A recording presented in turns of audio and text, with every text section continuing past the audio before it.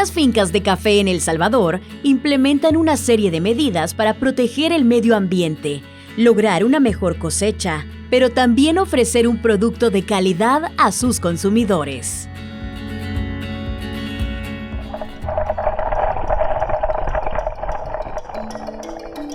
Cada grano de café no solo representa calidad, sino también un compromiso con la sostenibilidad y el bienestar de las comunidades.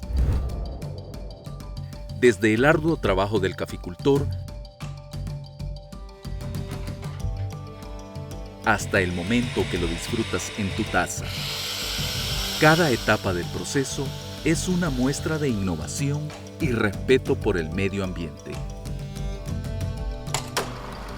El Salvador ha dejado atrás sus años dorados como quinto productor mundial de café, cuando en la década de 1970 alcanzaba cosechas superiores a los 5 millones de quintales. Actualmente se encuentra en la posición 16 de los países productores de café, pero esto no desmotiva a productores entusiastas que buscan un nuevo futuro sostenible para la caficultura a través de nuevas formas de producción.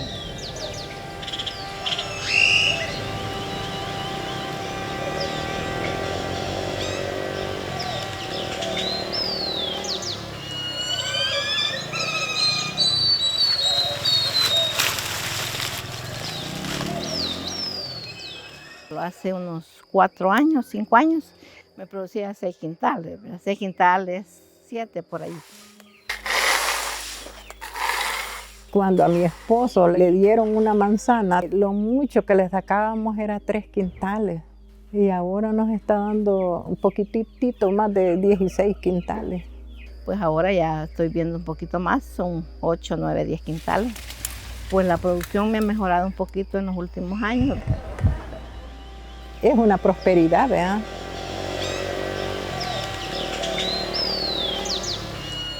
El enfoque de Cosecha Azul genera mejores condiciones de comercialización para los pequeños y medianos productores que trabajan con este enfoque. Va aunado a otros esfuerzos para que sea reconocido por mercados internacionales como un café de buena calidad y también como un café que pues está contribuyendo, ¿no?, para disminuir los impactos del medio ambiente. El enfoque de Cosecha Azul busca mejorar las zonas de infiltración a través de una caficultura amigable con el medio ambiente o con prácticas responsables.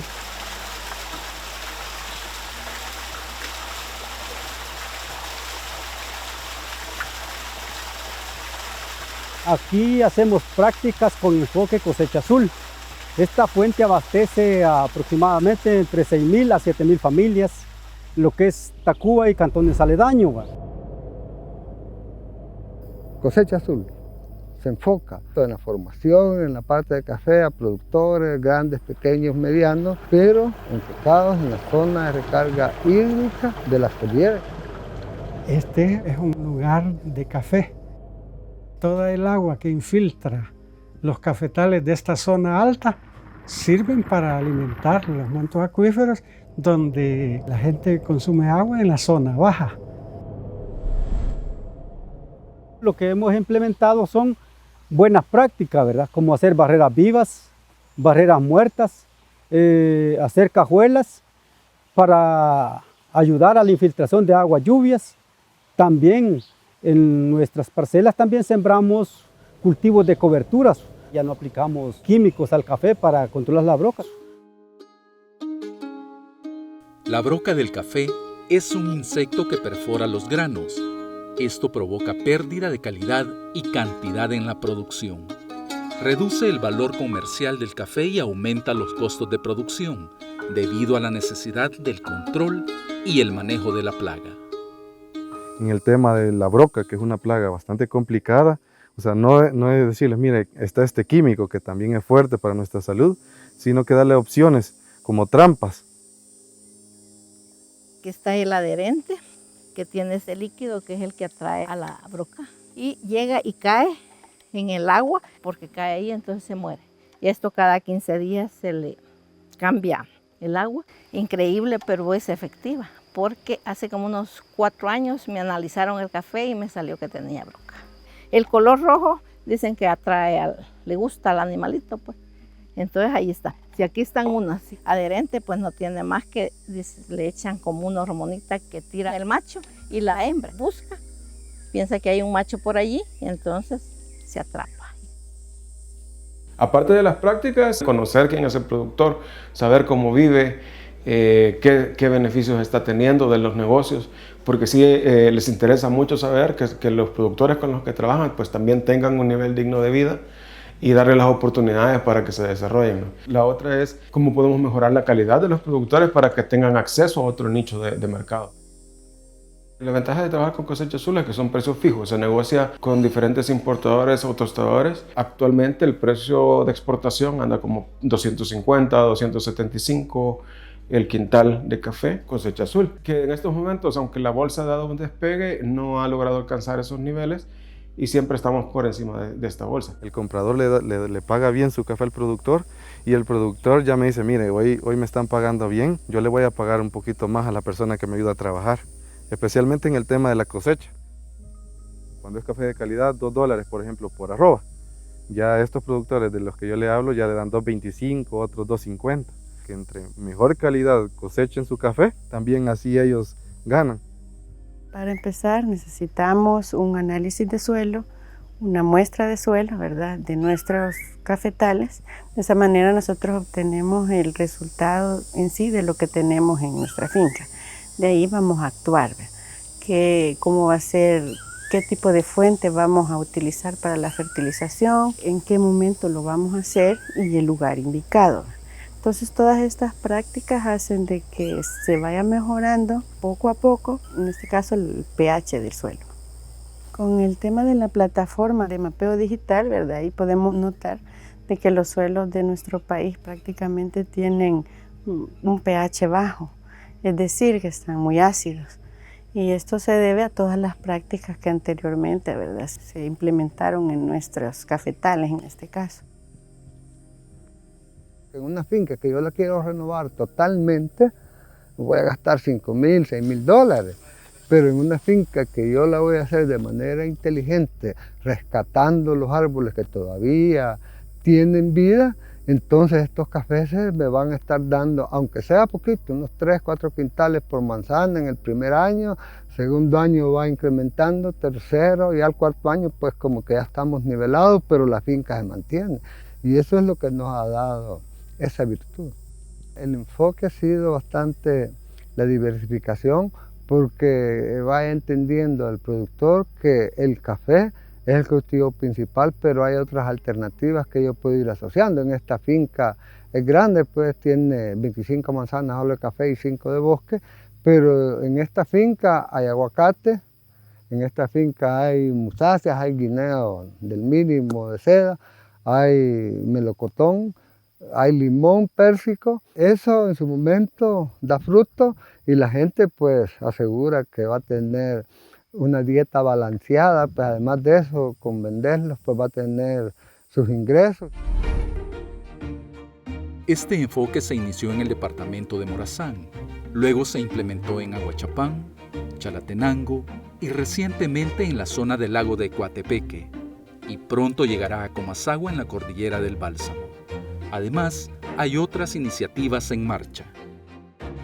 Empezamos con 35 productores hace 5 años y ahora ya con el crecimiento andamos arriba de 600 productores. Se inició con pequeños productores, donde la incidencia de las prácticas es un poco menor por el área que se cubre. Ahora ya vamos en la etapa que ya muchos productores grandes ya van también como pensando en esa opción. Quizás estamos manejando alrededor de unas 1.500 a 2.000 hectáreas de café con este enfoque. Para lo inmenso que es la cordillera, las 6 cordilleras, pues esto es un lunarcito, pero por algo tenemos que empezar y hemos roto un paradigma, pues. Con este modelo de Cosecha Azul y toda la implementación que tenemos en las comunidades, incluye la parte de jóvenes. Es decir, ir retomando jóvenes e invitando a las capacitaciones, que se vayan interesando, que vayan en cursos. ¿Por qué? Porque esos jóvenes son el futuro al final también de la caficultura. Una de las cosas que está sucediendo es que cada vez más cafetales van desapareciendo.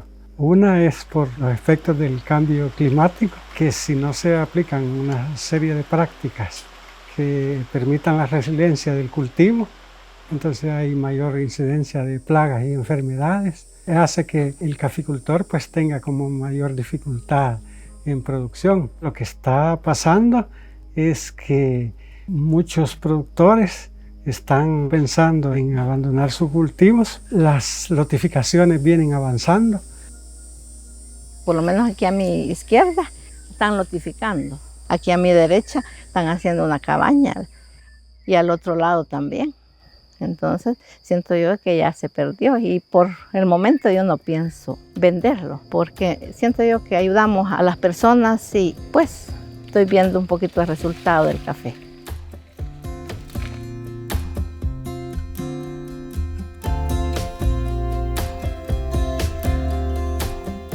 Bueno, el enfoque ha sido de beneficio. Realmente tenemos demanda insatisfecha en diferentes países.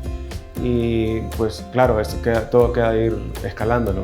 Y todo se basa en principalmente tener las prácticas donde podamos mejorar el suelo y también pues mejorar las condiciones de las plantaciones para que tengamos un medio ambiente sano y también una producción que genere valor. El programa Cosecha Azul no solo representa una esperanza para los caficultores y el medio ambiente, sino también subraya la importancia vital del café en nuestra economía y cultura.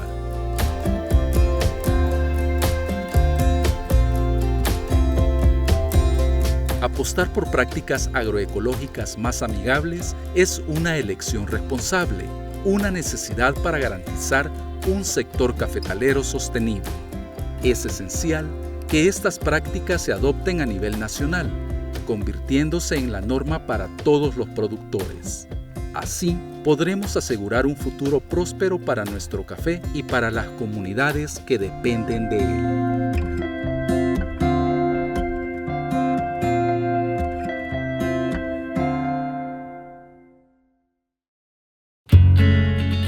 A continuación, el editorial. Reactivar la agricultura en El Salvador sigue siendo una necesidad urgente para lograr hacer frente a la demanda de su población, que cada vez se enfrenta a altos costos de los alimentos que, en su mayoría, provienen de mercados vecinos como Guatemala y México, entre otros. La constante petición de agricultores de inyectar capital y recurso tecnológico al agro salvadoreño no ha sido una apuesta para los gobiernos de las últimas décadas, pese al acelerado deterioro ecológico al que se enfrenta la región. Guerras, epidemias y crisis climáticas son factores que han tenido su impacto en las poblaciones que enfrentan condiciones de vulnerabilidad y que las lleva a seguir viviendo en condiciones de mayor desigualdad e inseguridad alimentaria. Según un análisis de la clasificación integrada de la seguridad alimentaria en fases de los países que integran el SICA, 8.8 millones de centroamericanos se identifican en inseguridad alimentaria aguda para el periodo de marzo de 2022 a agosto 2023.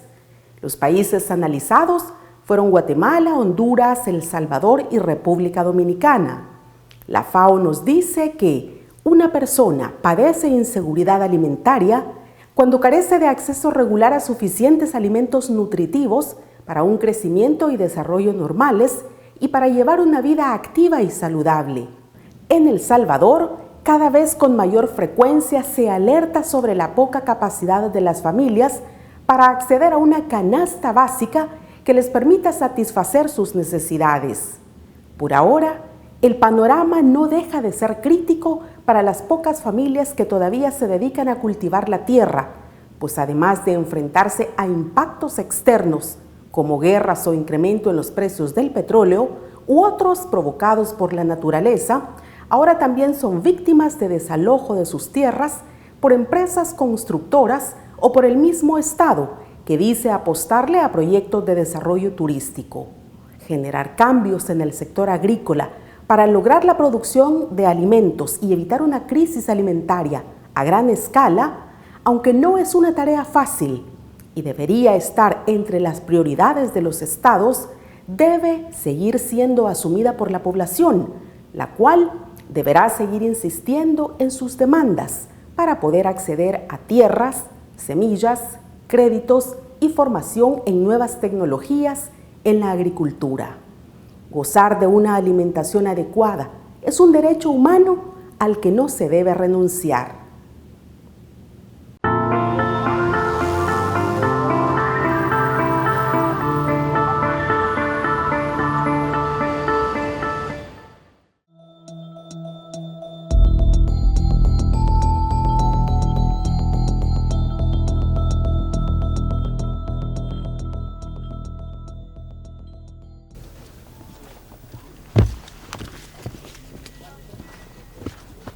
Gerardo Sandoval.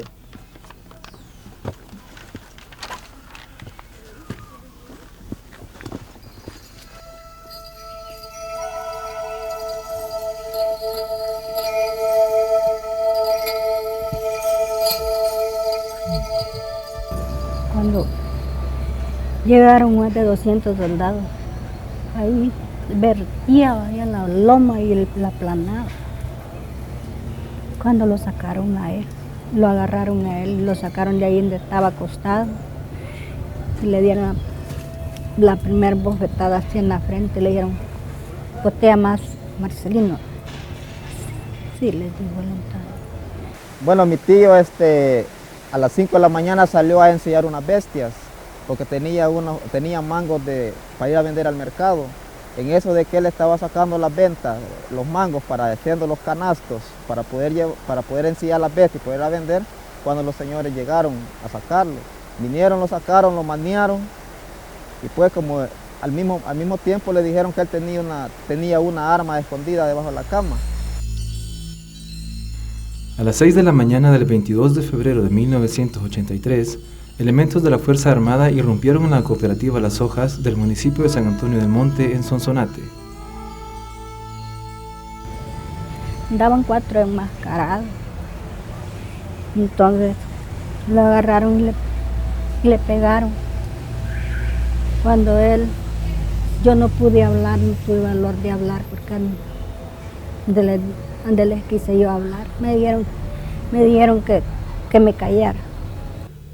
Gerardo Sandoval. Los soldados se cubrían las caras y con una lista en mano sacaron de sus hogares a 7 indígenas de la cooperativa Las Hojas, perteneciente a la Asociación Nacional Indígena Salvadoreña ANIS. Los golpearon, los amarraron de los pulgares y los llevaron camino al río Coihuapa, ubicado aproximadamente a 2 kilómetros de las casas de la localidad. Tenía 3 días de estar en cama él. Así lo agarraron y lo botaron al suelo, le dieron donde le pegaron. Y solo cuando cayó al suelo le tiraron la patada.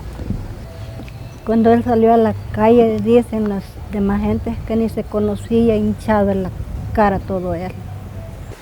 Vaya, cuando ellos lo agarraron, lo trajeron aquí, los mataron y finalmente les pusieron unas letras rojas donde decía que eran del Frente, el Parajuno Martí para la Liberación Nacional FMLN.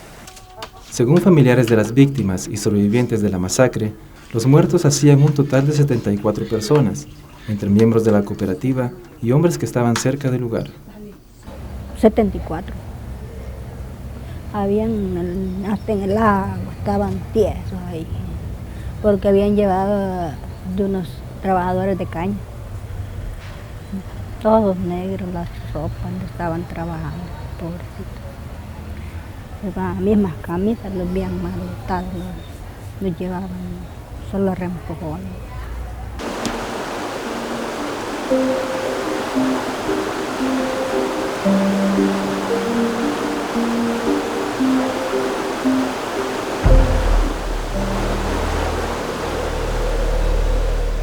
Mientras los habitantes de la cooperativa Las Hojas se mantenían preocupados por el paradero de sus familiares, las víctimas, sofocadas y con esperanzas de vida, corrían hacia las riberas del río Coihuapa, donde fueron masacrados con disparos a quemarropa en la sien o detrás de las orejas.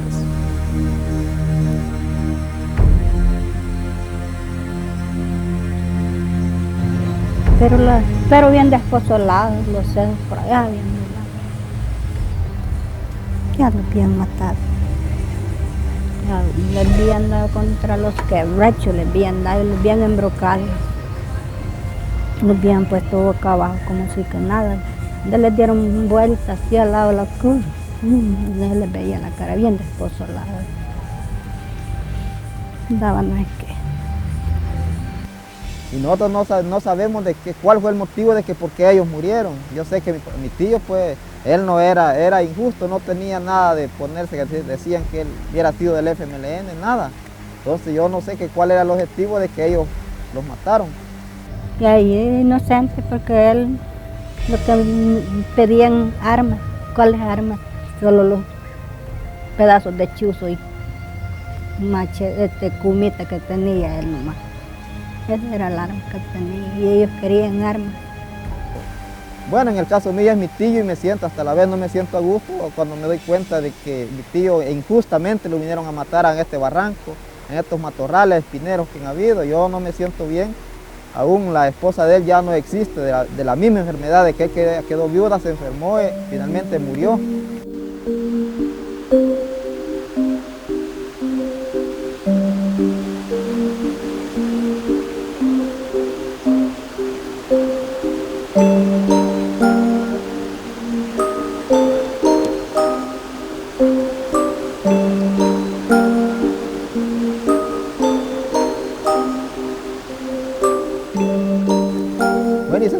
Sentimos pues de que hasta la vez no se ha hecho justicia, no se ha hecho nada. Las personas afectadas no han recibido ninguna ayuda y hasta por ahorita se mantiene igual como que si perros han matado.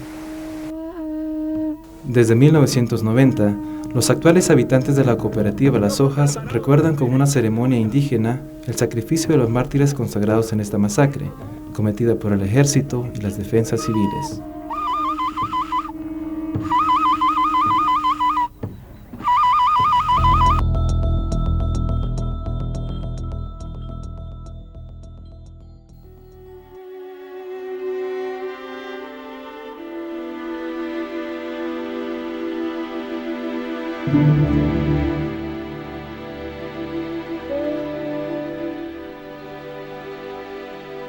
Esta masacre sucedió en 1982, un 2 de mayo, que por cierto fue día domingo, que no se me olvida.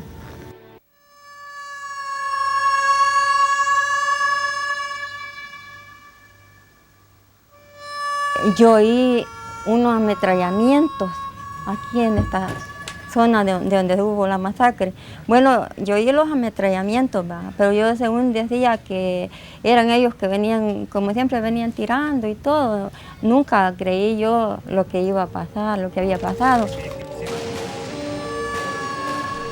La guerra que enlutó a El Salvador en la década de los 80s fue devastadora para la población del área rural, que vivió la angustia de los enfrentamientos entre el ejército y las fuerzas insurgentes, así como la muerte de sus familiares y amigos. Las huellas de ese conflicto siguen intactas en la memoria de quienes la vivieron. Bueno, que digo yo que esa guerra que vivimos fue bien tremenda.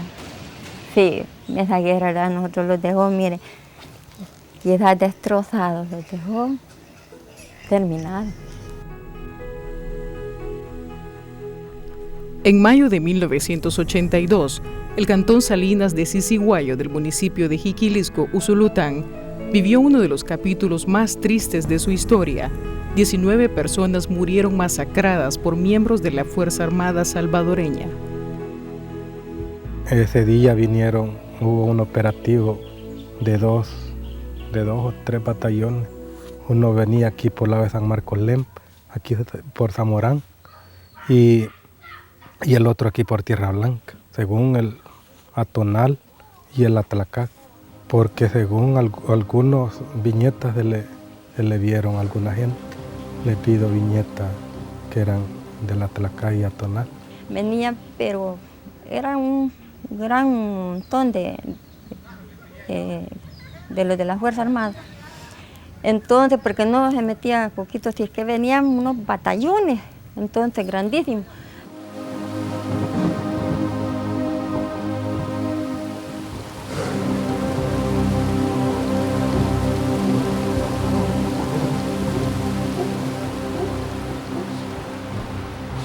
Pues y para nosotros fue terrible porque haber matado a nuestra familia.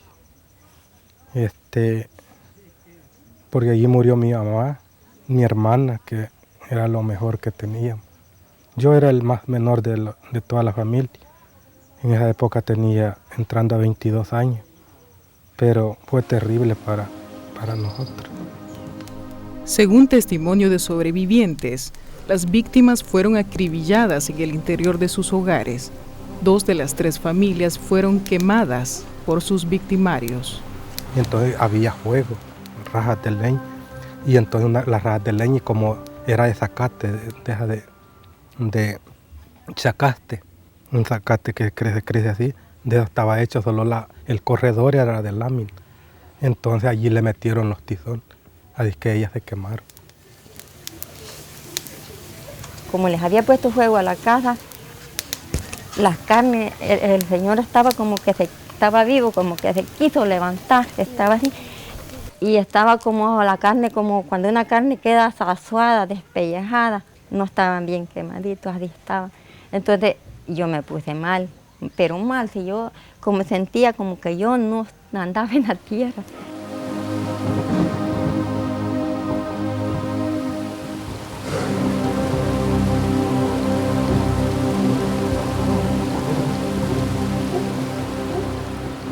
La señora estaba boca arriba, pero supuestamente el balazo de ella fue aquí, porque aquí se donde se le veía, aquí lo tenía el desecho, pero aquí no tenía entrada, no tenía salida. Quizás en agonía se dio vuelta porque estaba así, entonces estaban ellos. El niño que tenía 2 años y medio estaba así en la cabecita de ella, en la cabeza de ella sí estaba, había quedado un niño así. La familia de don Gilberto Sánchez, a él no lo habían, solo le tiraron y lo agarraron y lo tiraron a las llamas de fuego. Y las niñas también. Las niñas se pegaron a él, o sea que se abrazaron a él, allí se carbonizaron también.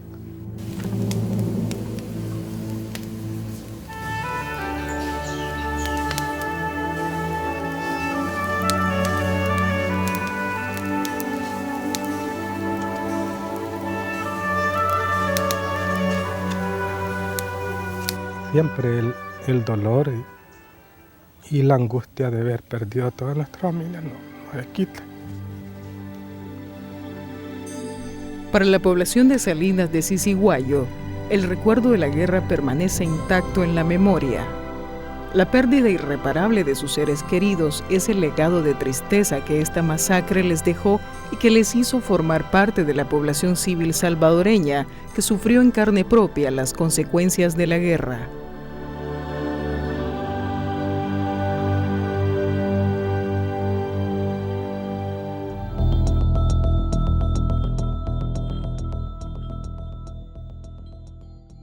Bueno, ese día eran como a las 3 de la tarde, cuando se oyó una invasión que iba buscando al lado oriente.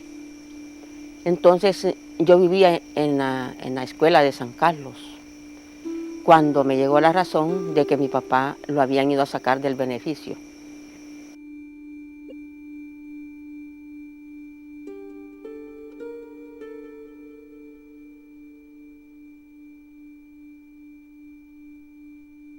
Que en el año 1980, el 29 de abril de ese mismo año, esa fue la primera masacre que hubo, fue la primera batida que hizo el ejército para cuando murió mi papá.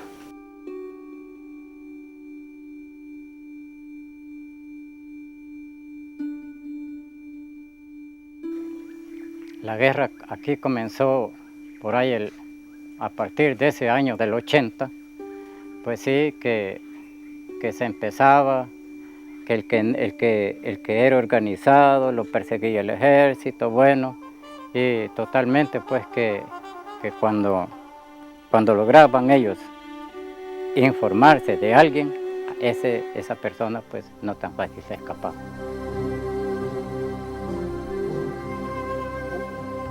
La guerra civil que vivió El Salvador fue devastadora para la población del área rural.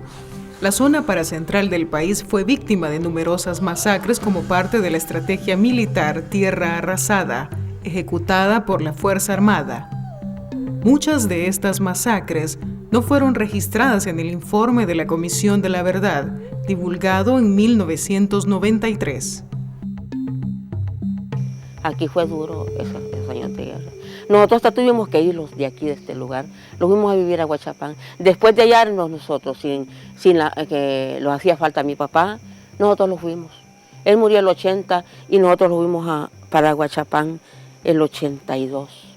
Cuando el ejército venía, pues, venía enojados, que querían arrasar casi con cualquiera, pues, y aunque no nos hallaran en ninguna cosa, pues, lo interrogaban de una manera a uno que, pues sí, que habían veces que lo ponían a temblar a uno, ¿no? En abril de 1980, el Cantón Santa Lucía del municipio de Zacatecoluca vivió uno de sus capítulos más fatídicos de su historia. En un operativo que abarcó varios cantones aledaños a Santa Lucía, 7 hombres fueron asesinados por miembros de la Fuerza Armada, entre ellos Elías Amaya, quien trabajaba en un beneficio de café y era padre de María Isabel y Elvira Granadeño. Estaban haciendo una fosa para echar pulpa, para que se cociera, hasta escalofríos me dan, para que se cociera. Entonces, cuando en la invasión llegaron a sacarlo ahí a él, lo sacaron a él y a otro muchacho que estaban haciendo esa fosa y se lo llevaron. Y junto a mi papá están unos de esos que están allí. ¿Vea? Entonces, de ahí los otros fueron al otro lado y solo gente de Pineda y de Buenavista y gente del Jobo.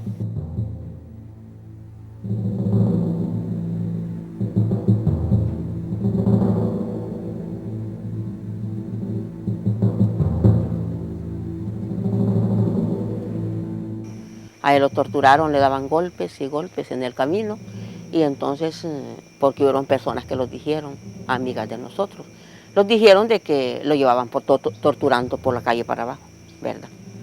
A darle muerte allá bien abajo.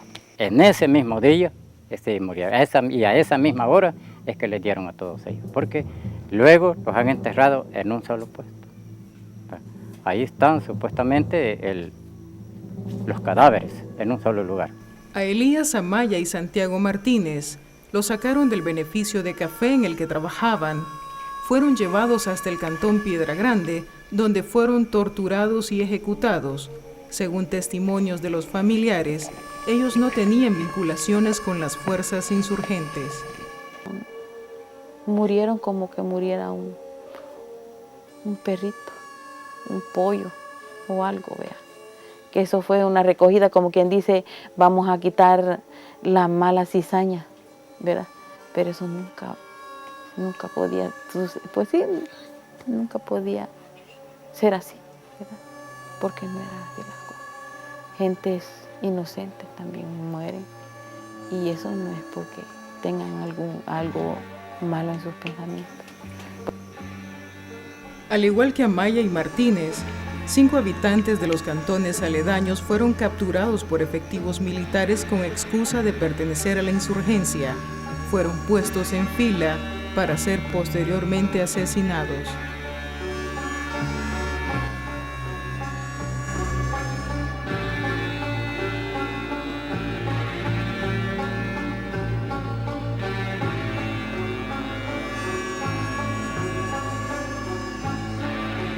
Yo pues no, hasta el momento yo no me siento muy tranquilo, así. Lo que pasa es que nosotros no decimos nada porque realmente no nos conviene, ¿verdad? No nos conviene decir nada, sino que callar y pedirle a Dios pues que esto pues un día no se repita. La guerra en El Salvador es un capítulo inolvidable en la vida de quienes sufrieron la pérdida de sus seres queridos a manos de la guerrilla y de la Fuerza Armada. Para los habitantes del Cantón Santa Lucía, los años pueden pasar, pero el recuerdo de una guerra que arrasó con sus familias aún persiste.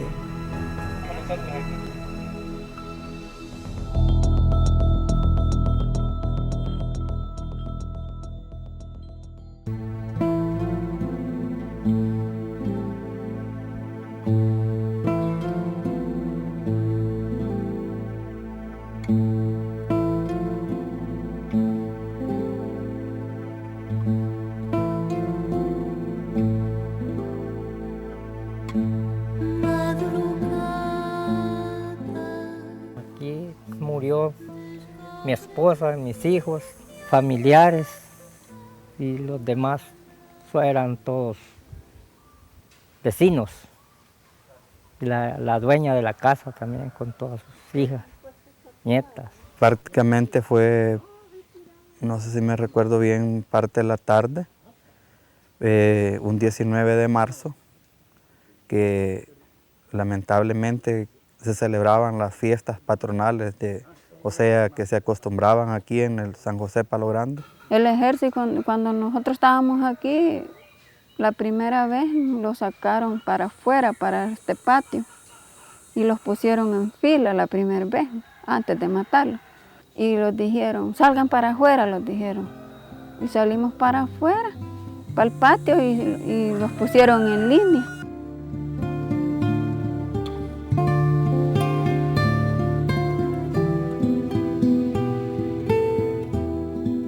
Las órdenes las ejercían los altos mandos militares, en este caso aquí vino el batallón Atlacat, que fue el que hizo esta masacre, donde andaba el coronel Domingo Monterrosa, que él era el que movía a sus soldados.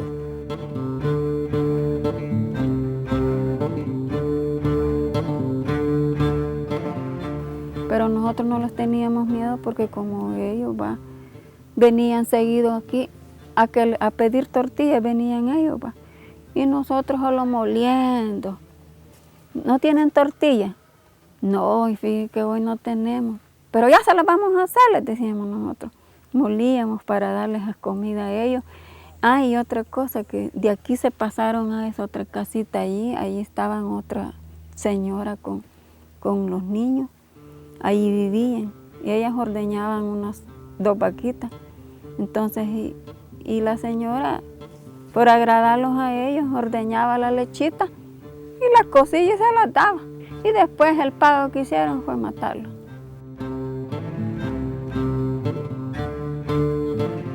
Acampamentados como a unas 3 cuadras de aquí, una casa que para más. De gracia era la de mi papá.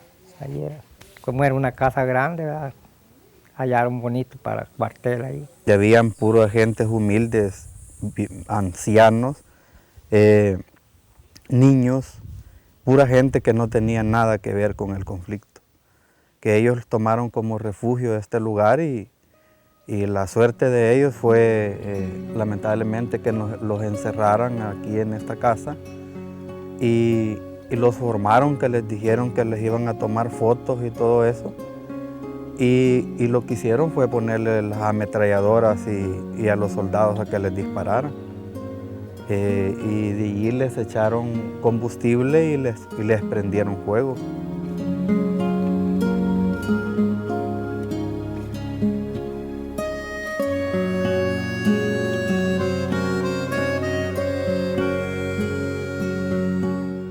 Primero los mataron como a las 1 de la tarde y de allí les echaron gasolina y de ahí le pusieron fuego y se quemaron ellos. Y como yo estaba algo cerca, ahí por el río estaba yo cuando les pusieron fuego a la casa.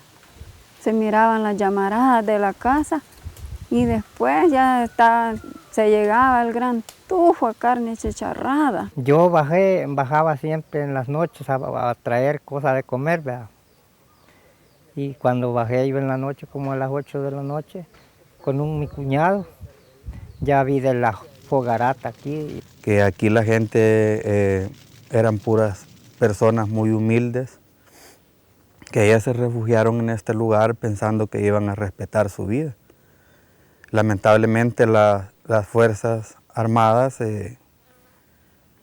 actuaron en una forma injusta, masacrándolas. No crea que los enterramos al gusto de nosotros cantándoles ni nada. Entonces solo agarrábamos los puños de pedazos y los metíamos.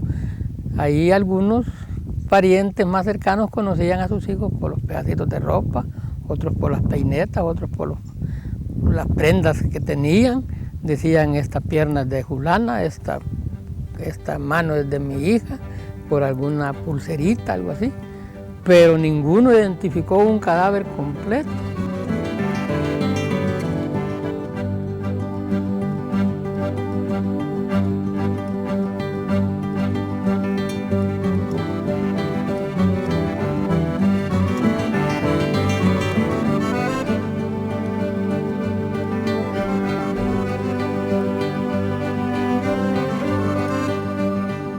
Hemos escarbado, hemos encontrado pedazos de maíz quemado, platos también, y estas son las cucharas que hemos encontrado aterradas también. Son cosas de que pasaron durante el conflicto por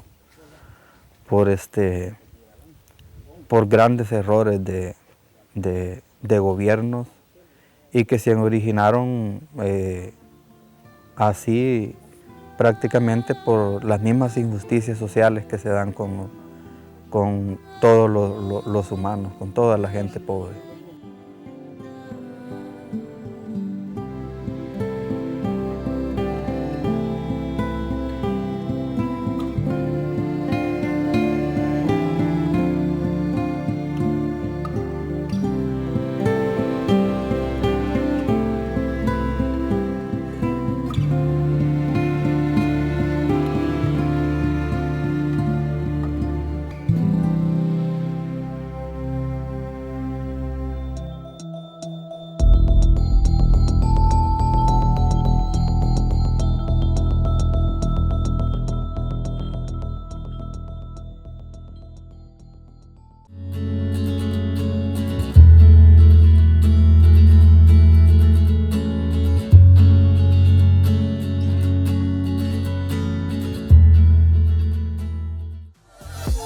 Hace 39 años nació el Instituto de Derechos Humanos, IDUCA, donde el objetivo principal es contribuir a que se garantice el respeto a los derechos humanos. Además, el padre Segundo Montes fundó el IDUCA con la idea de que fuera un instituto universitario congruente con el compromiso de la UCA, de interpretar la realidad salvadoreña e influir en ella para construir una sociedad basada en el respeto pleno de la dignidad humana. Son 39 años de historia y acompañamiento a víctimas de violaciones a derechos humanos que durante todo el periodo, las distintas etapas de fundación y crecimiento del IDUCA hemos estado ahí acompañando también respecto de los distintos contextos que se ha vivido. En el evento de aniversario se enfatizó sobre la importancia de trabajar en contra de las violaciones a derechos humanos y más en el contexto actual que se encuentra El Salvador. Es un momento bonito para el instituto de agradecer por el tiempo que ha transcurrido en esa defensa y reiterar nuestro compromiso que a pesar del tiempo que vivimos de constante estigmatización y criminalización, vamos a seguir haciendo nuestro trabajo y por tanto vamos a continuar insistiendo cuando el poder se ejerce de mala manera y no está respetando los derechos humanos. Y que vamos a intentar también ir contra esa narrativa que se quiere imponer de que las personas defensoras están haciendo otra cosa cuando realmente es ese afán de poder proteger los derechos. Desde su fundación, el instituto mantiene su espíritu en defensa y promoción de los derechos humanos, brindando acompañamiento y atención jurídica gratuita a víctimas de violaciones y a familiares sobrevivientes del conflicto armado.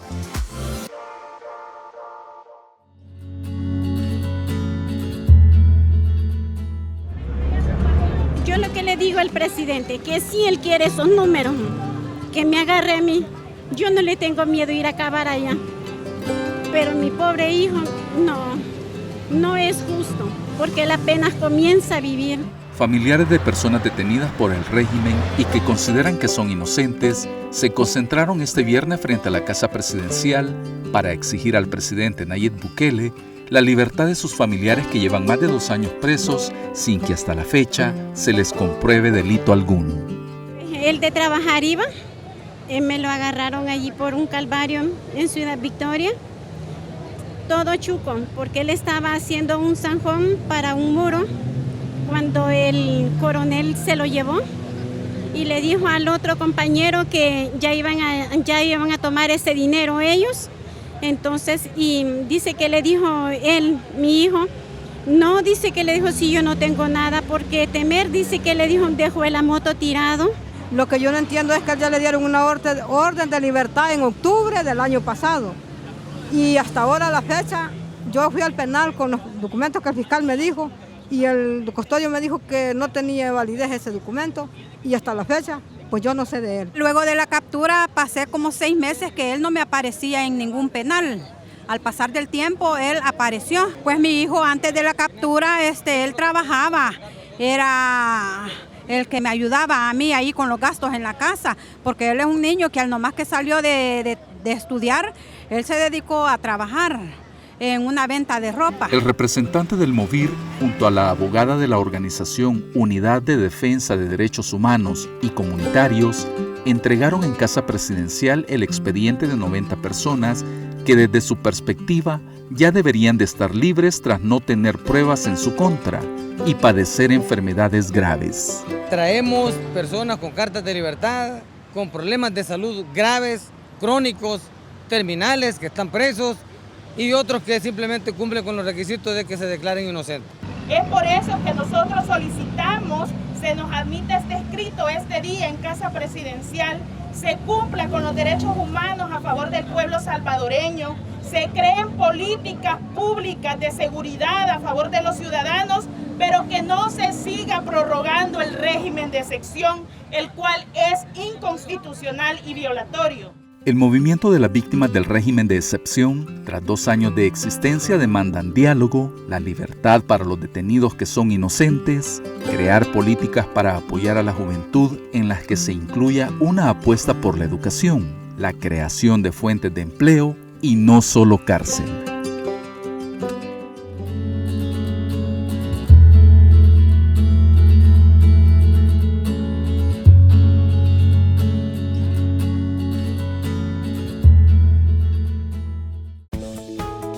En el próximo Miradas,